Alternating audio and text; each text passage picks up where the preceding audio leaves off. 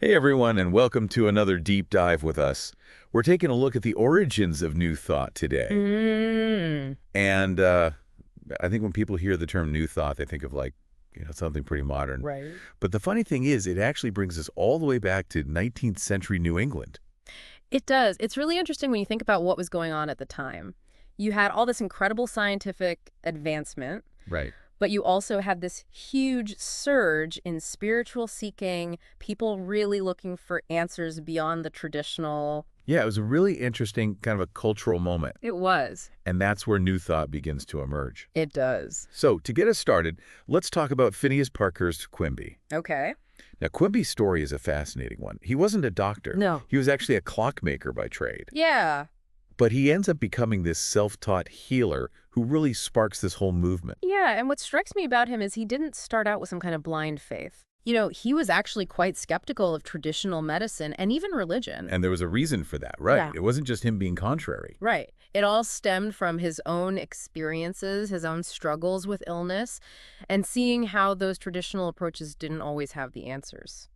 Yeah, it makes you wonder how someone with that skepticism, who'd been let down by those traditional systems, how did they end up healing people? Right. How did he? Well, the story goes that Quimby met this young man named Lucius Berkmar, who had this almost unbelievable ability. He could apparently diagnose illnesses just through intuition. Wait, so like a medical mind reader or something? Kind of, like he could sense what was wrong with people. And get this, he'd then prescribe these really unconventional remedies, things that you wouldn't expect, but they seemed to work. That's incredible. So was Quimby initially skeptical of Berkmar's abilities? Well, Quimby was a curious guy, and he was drawn to things that challenged his worldview. So he started observing Berkmar, trying to understand how this was even possible. So he wasn't immediately dismissive.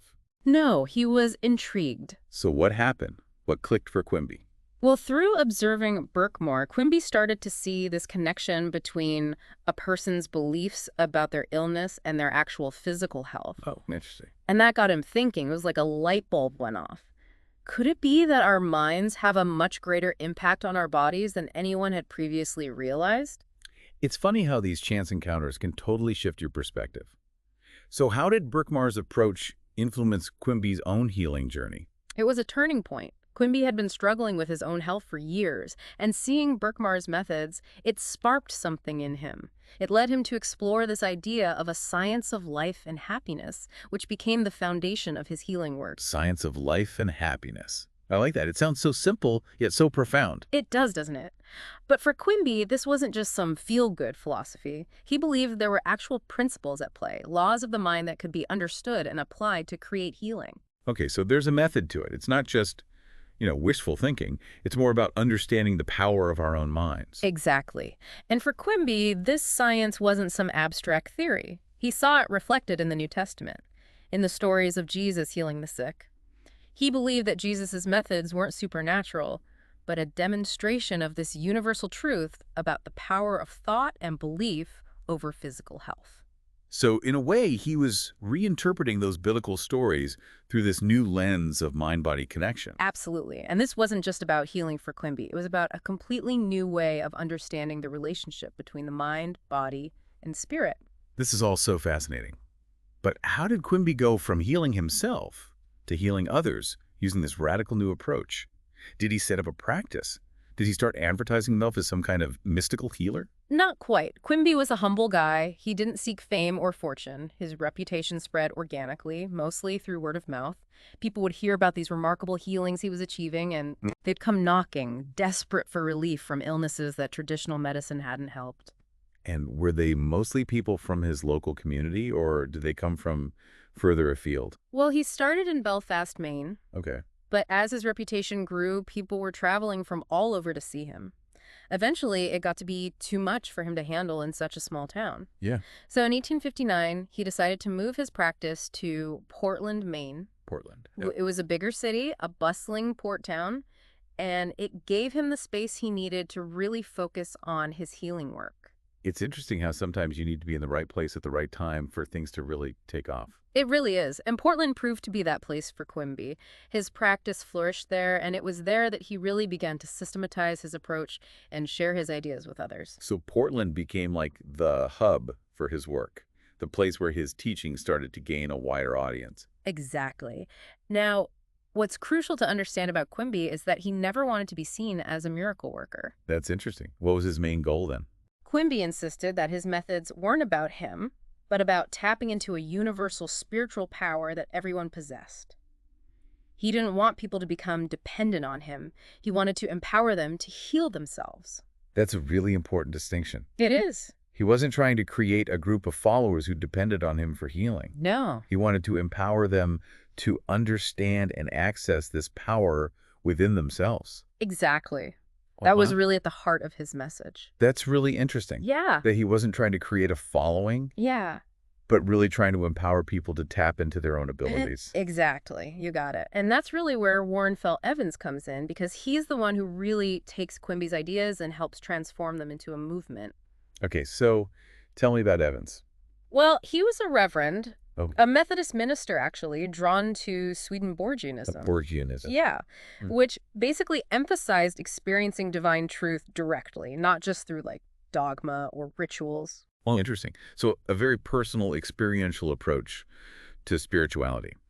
Okay, so a Methodist minister who is into this more mystical branch of Christianity. Right. And get this. He became New Thought's very first published author. Wow, first published author. That's a pretty big deal. So his writing must have been really impactful. Was it simply his connection to Quimby, or was there something more to it? It was definitely more than just that. See, Evans had been struggling with his own health issues, Yeah. and he actually turned to Quimby for healing. He was a patient, and he had such a profound experience, such a powerful healing, that it really fueled his desire to share these ideas with the world. He wanted everyone to know about this. He was a true believer then. Yeah. So did Evans simply echo everything Quimby said, or did he bring his own unique perspective to these ideas? He definitely expanded on Quimby's work. Evans saw what Quimby was doing as this kind of rediscovery of ancient wisdom, like a lost art of healing that had been forgotten. But he also realized that to make these ideas accessible to a wider audience, he needed to update the language a bit. So less about the science of life and happiness, like Quimby talked about, and more about what? Right. So instead of using Quimby's terms, he started using terms like mental cure, which was the title of his big book in 1869. Mental pure. I can see how that would have resonated with people, even back then. Yeah. It feels very straightforward, very actionable. Exactly. Was that a deliberate shift away from the more overtly spiritual language that Quimby used? It was a significant shift. Because Evans recognized that using terms like mental and mind cure just made more sense to people at the time. Yeah. Remember, this was a period when science was booming. So using that kind of language probably made these ideas seem less out there, a bit more palatable to a wider audience. You've got it. He was strategic in making these ideas more accessible. But even though he was using the term mental, Evans was careful to emphasize that this power of thought, this power to heal, wasn't coming from the limited human mind, Right. but from a much larger spiritual reality. He called it the divine law of cure. So it's about tapping into something bigger than ourselves, not just the power of positive thinking. Precisely. And that's where things can get easily misinterpreted, right? Absolutely. Even Evans himself recognized that. And it's a distinction that's still debated even within New Thought circles today, That makes sense. But it's an important distinction to keep in mind as we go forward, as we see how this movement evolves. Speaking of evolution, I think we need to talk about another big name when it comes to the origins of New Thought. Mary Baker Eddy and the founding of Christian Science. Right. It's a complex and, from what I understand, somewhat controversial part of the story. Yeah, for sure. You see, many scholars believe that Eddy, who founded Christian Science in the late 1800s, drew quite a bit from Quimby's work. And she was actually a patient of his at one point, wasn't she? She was. And there's a lot of evidence to suggest that early on, Eddy actually presented her own teachings as like an extension of Quimby's ideas. Fascinating. Yeah. So what happened? Why is there a controversy? Well, as Eddy's own movement grew, she started to distance herself from Quimby. And there was, and continues to be, a lot of debate about the extent to which she was influenced by his work and whether she gave him enough credit. It sounds like one of those historical mysteries that may never be fully solved. Exactly. It's a bit of a tangled web. So where do we even begin to unravel it? What can we look to in order to understand this connection between Quimby and Eddy? Well, this is where the Quimby manuscripts become really valuable. You see, after his death, his students carefully preserved all of his writings. Smart. They knew how important his work was. And these manuscripts, they offer some really intriguing clues. They provide insight into the evolution of his ideas, and they also shed light on the potential links between his teachings and what Eddy later developed with Christian Science. It's like a historical detective story. But regardless of where you stand on the whole Eddy Quimby debate, one thing is clear. By this point, New Thought was gaining serious momentum. Oh, absolutely. In the years after Quimby's death, the movement just blossomed. It was like this seed had been planted, and all these new branches started to emerge, each offering a slightly different take on those core principles. It was a time of incredible growth and diversification for the movement. It's like what happens so often with movement, isn't it? Is it like that seed that grows into a plant with all these different branches? Precisely. You had mental science popping up. Okay. Divine science, practical Christianity, all these different names. So many names. I know. But they all shared that same root system. Right. The fundamental belief in the power of the mind to heal the body. Exactly. And this diversity is actually a really important part of understanding how New Thought evolves. It's like this beautiful tapestry, right? Yeah. All these different threads woven together to create something vibrant and complex. That's a beautiful way to put it. But it also makes you wonder, with all these different branches emerging, how did they ever manage to organize themselves? How did they come together to form a more unified movement? That's a great question, especially given that New Thought emphasizes individual experience and interpretation. Exactly. Getting everyone on the same page must have been quite a challenge. It was. It definitely was. But that's where we start to see New Thought kind of transition from this collection of individuals to a much bigger movement. Yeah, how did they do that? Like, how do you connect with like-minded people when you're so spread out, especially back then? Today, you might start a podcast or something. Right, exactly. But back then, it really was about face-to-face connections. Right. And as this movement grew, there was this natural shift from small local gatherings to these larger conventions. Oh, I see. Where people could come together, share their experiences, learn from each other. It's like the energy of those early New Thought conventions must have been incredible. Oh, I'm sure. To be surrounded by all these like-minded people. I know. Just imagine. All these people hungry for this knowledge, eager to dive deep into these ideas. Yeah, it must have felt like anything was possible. Exactly. And it was during these gatherings that they started talking about the need for a more formal organization.